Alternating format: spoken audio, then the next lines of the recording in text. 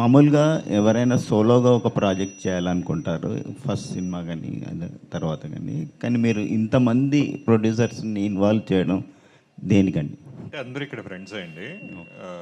So అది అలా అయిపోయింది అంతే. ఇంకా చేసాం, బాగానే చేసాం. అంటే రీజన్ ఏంటండి? కథ బాగుంది, అందరం కలిసి చేద్దామని అనుకున్నాం. అంటే ఇది ఫస్ట్ యాక్చువల్గా ఏమైందంటే వాసు దీన్ని ఓకే చేశాడు ప్రాజెక్ట్. ఆ తర్వాత మేము కలిసి చేద్దాము, ఫ్యూచర్లో కొన్ని ప్రాజెక్టులు కలిసి చేద్దామని మేము డిస్కస్ చేద్దాం. ఈ ఒక్క ప్రాజెక్టే కాదు, నేను వాసు కళ్యాణ్ మేమందరం కలిసి మల్టిపుల్ ప్రాజెక్ట్స్ చేస్తున్నాం. అందులో one of the first project. Okay, అంటే సాధారణంగా బిగ్ బడ్జెట్లో ఇట్లాంటి షేరింగ్ చాలా మంది కలిసి ఇది బిగ్ బడ్జెట్, చాలా పెద్ద బడ్జెట్ ఖర్చు పెట్టి ఇచ్చాడు బాగా. 120 కోట్లు బడ్జెట్ అండి, ఎంతమంది స్టార్స్ పెట్టుకుని. ఓకే, మీరు అనుకున్న బడ్జెట్లో ఇచ్చాం మేము. మీరు అనుకున్న బడ్జెట్లోనే చేశారండి? మీరు అనుకున్న బడ్జెట్లోనే ఫినిష్ అయ్యేదా ఏంటి? లేదు, డబుల్ అయిందండి.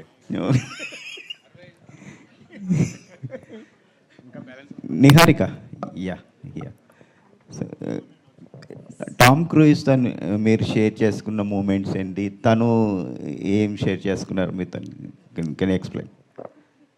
అంటే నేను గెడ్లో నడవలేపానండి.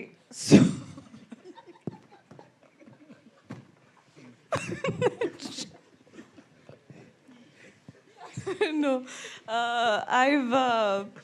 నేను ఆయన టాప్ గన్లో ఇన్ మార్కెటింగ్ అండ్ ఇంటర్ కెపాసిటీలో నేను వర్క్ చేశాను actually, because when I went to film school. So there was that connection అనమాట. అండ్ అంటే మా మధ్య పర్సనల్ విషయాలన్నీ మీరు అడిగితే బాగోదండి కొంచెం. నేను అడిగానా మీరు మీ వైఫ్తో ఏం మాట్లాడుకుంటారని? నేను చెప్తాను. నేను అడగలేదని నేను చెప్తున్నాను. అడిగినా చెప్తాను. ఏంటి అని మీరు ఫీల్ అయిపోతున్నారా అండి? నెవర్ సే నెవర్ అంటారండి. ఆ గడ్డి గురించి చెప్పు. గడ్డి స్టోరీ అయిపోయింది మామ. విజయ్ మీరేం చెప్పలే మ్యామ్. ఏం చెప్పాలండి? టామ్ క్రూయిస్ అంటే అదే నేను చెప్పాను కదా, నేను పర్సనల్ విషయాలు అడిగితే బాగోదండి మరి. ఇది okay okay, professional questions only. So తను ఏమైనా నెక్స్ట్ మూవీలో ఏమైనా ఆఫర్ అలా? నన్నే పెట్టేసుకుంటా అన్నారండి. ఓకే, నా డేట్స్ అడిగితే నేను రేపు కాల్ చేసి చెప్తా అని చెప్పి ఇంకా ఎత్తలే.